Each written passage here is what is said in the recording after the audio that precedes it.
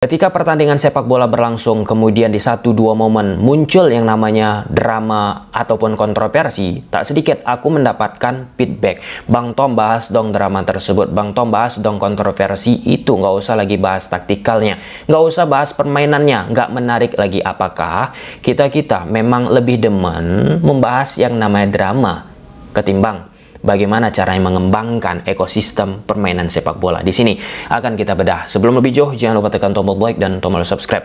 Jika kawan-kawan sudah lama mengikuti kanal YouTube Tommy Deski ini, tentu core identity ulasan video yang sering disajikan yaitu kaitan taktikal yang ditumpahkan pelatih di atas lapangan. Dari beragam video yang kita sajikan, ya, aku mendapatkan banyak feedback. Jika kita bicara di ekosistem sepak bola, dari pemain memberikan apresiasi. Salah satu contoh yang aku sebutkan, Yoran Fernandes, pemain asing PSM Makassar, yang beberapa waktu yang lalu berhasil mengantarkan negaranya Cape Verde menuju Piala Dunia tahun 2026. Saat kita mengulas pertandingan PSM Makassar, salah satu yang aku mention pergerakan Yoran Fernandes, dan Yoran Fernandes mengatakan, ya, sangat amat membantu memperbaiki dirinya agar lebih compete, agar lebih bagus di pertandingan-pertandingan selanjutnya. Selain daripada pemain, pelatih, aku mendapatkan banyak informasi. Salah satu contoh yang bisa aku katakan, Coach Novarianto. Coach Novarianto bahkan menghubungi aku, yang merasa tertarik akan pendekatan analisa yang aku sajikan, dan bahkan sempat menawarkan untuk bergabung ke Timnas Indonesia. Di level pelatih-pelatih grassroots usia muda itu banyak kawan-kawan mend-DM aku menanyakan bagaimana caranya proses melakukan video analisa, provider ataupun aplikasi yang digunakan apa, cara teknik agar mampu secara rigid melakukan analisa seperti apa. Ya, itu banyak aku mendapatkan feedback ataupun pertanyaan. Artinya, ya, seperti yang aku harapkan ketika kanal ini dibangun, bisa memberikan ya warna, bisa memberikan ya sedikit perbedaan agar mampu mengembangkan ekosistem sepak bola Indonesia. Ya, tentu ya mungkin nggak banyak, nggak besar kawan-kawan, tetapi sedikit banyaknya bisa memberikan pengaruh terhadap orang-orang pegiat sepak bola di Indonesia. Nah, selain daripada orang-orang yang ikut bergerak di ekosistem itu, aku juga banyak mendapatkan feedback dari rekan-rekan netizen ataupun sebagian oknum. Aku menyebutkan demikian.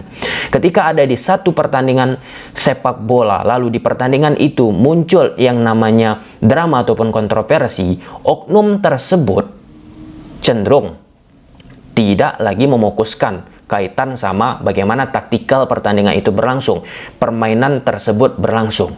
Banyak sekali akhirnya meminta kepada aku, "Bang, nggak usah bahas taktik lagi, bahas aja dong drama yang muncul." Misal seperti adanya cekcok pemain di atas lapangan.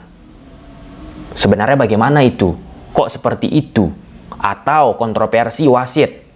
Aku tidak menyalahkan akan permintaan ataupun feedback yang muncul dari oknum-oknum tersebut. Tetapi bagaimana munculnya sebuah narasi permainan sepak bola ketika sudah ada yang namanya drama ataupun kontroversi muncul, tidak menarik lagi. Permainan sepak bola itu apa? Maksudnya kaitan teknis, taktikal. Padahal meskipun ada yang nama drama, ada yang nama kontroversi, esensi bagaimana taktikal yang ditumpahkan oleh pelatih tetap harus menjadi headline, topik utama kita untuk mengulasnya. Seperti yang sudah aku katakan berkali-kali, ketika kita bermain sepak bola, ada dua elemen penting yang perlu dipahami, yang dapat dikontrol. Yang dapat dikontrol itu kaitan taktikal, lewat latihan, lewat drill, lewat pemahaman yang dilakukan oleh pelatih, lewat diskusi, sesi meeting, dan lain sebagainya.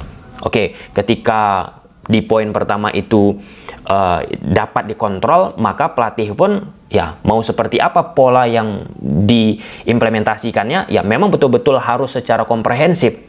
Ia memberikan pemahaman lebih terhadap pemainnya. Kemudian yang kedua, yang tidak dapat dikontrol. Yang tidak dapat dikontrol ini yaitu drama-drama ataupun kontroversi-kontroversi yang muncul di atas lapangan. Dan itulah yang patut kita mention dengan statement yang pernah disampaikan, dikeluarkan oleh timnas Jepang ketika menghadapi Bahrain.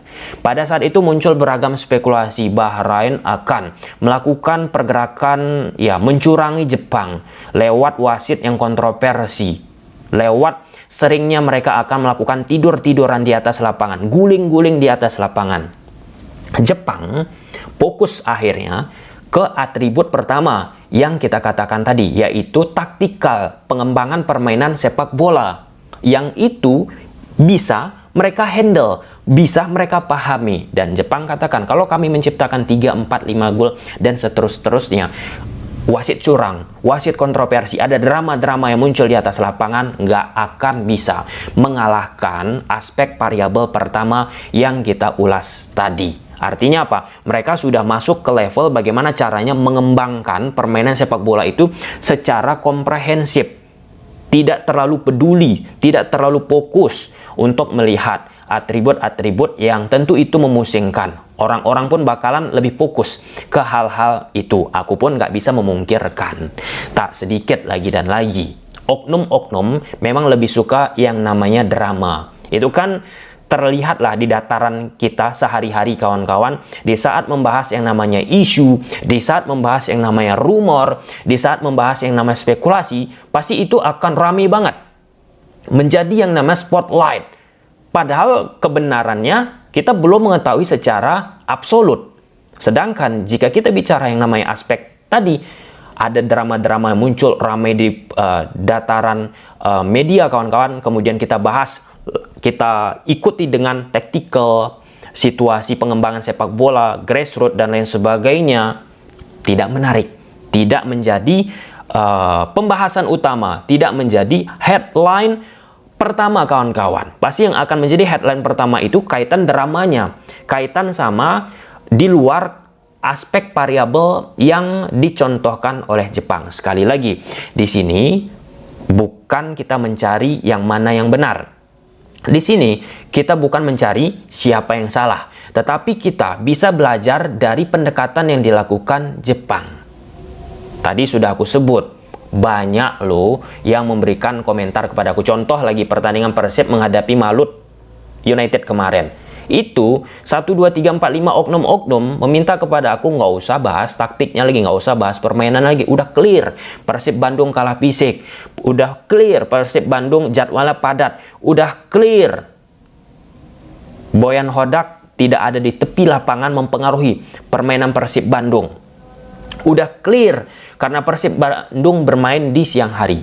Nah, padahal daripada itu semua, kan ada elemen-elemen kenapa Boyan Hodak memainkan Andrew Yung, kenapa Boyan Hodak ataupun asistennya meletakkan duo CB Patricio Matricardi sama Julio Cesar sebagai tandem. Kenapa di sektor sebelah kiri di sebelah kiri Beckham Sadil Ramdhani, sebelah kanan, kan pasti ada alasan why kenapa seorang pelatih kepala menurunkan hal tersebut. Nah, pertanyaan muncul tentu ketika pendekatan itu sudah diturunkan, pemain-pemain itu diturunkan, lalu tidak berjalan ide taktikal dan lain sebagainya, fokus kita terhadap taktikal dulu, baru elemen-elemen selanjutnya, elemen-elemen untuk melengkapi taktikal tersebut tidak berjalan. Tadi misalnya jadwal yang padat dari Persib mempengaruhi tentu terhadap pemain tersebut, terhadap ekosistem style of play yang coba diimplementasikan, recovery dan lain sebagainya, kapasitas daripada pemain itu sendiri. Jadi kesimpulannya kawan-kawan, ya aku merasakan banyak sekali akhirnya ketika ada di satu pertandingan sepak bola di Indonesia berlangsung muncul yang nama drama sama yang namanya kontroversi, cenderung sebagian oknum menyampaikan kepadaku, memberikan feedback, nggak usah lagi bahas permainan, fokus ke kontroversi. Nah, kalau kita fokus ke kontroversi, fokus ke dramanya, bagaimana kita bisa dalam tanda petik quote and quote membantu seperti yang disampaikan Yoran Fernandes. Kalau aku lebih fokus ke Yoran Fernandes, kontroversi-kontroversi di pertandingan itu, tanpa membahas taktikal dari Yoran Fernandes, tanpa membahas permainan Yoran Fernandes, bagaimana Yoran Fernandes bisa berubah, bagaimana Yoran Fernandes bisa melakukan evaluasi terhadap permainannya, juga terhadap Nova Arianto. Aku kasihkan contoh tadi, kalau misalnya kita lebih fokus terhadap kontroversi, drama-dramanya, bagaimana Coach Nova Arianto bisa mencoba menawarkan aku untuk sebagai video analis di Timnas Indonesia. termasuk ke grassroots, anak-anak usia dini kita. Jika kita fokus terus-menerus ke kontroversi, drama, maka ya itu tadi, bagaimana pelatih-pelatih usia dini kita juga bisa mendapatkan yang namanya sebuah influence ataupun pengaruh, mungkin sedikit banyak bisa membawa hal tersebut di level terkecil daripada ruang lingkup pelatih di usia dini. Sekali lagi, boleh saja kita membahas yang namanya kontroversi, yang membahas yang nama drama, tetapi kita tidak bisa melupakan yang lebih besar daripada itu, seperti yang disampaikan oleh Jepang. Fokus terhadap pengembangan sepak bola, fokus terhadap permainan yang mampu kita kontrol. Well done. Mungkin sampai sini aja. Gimana menurut teman-teman? Silahkan tulis di kolom komentar. Bye.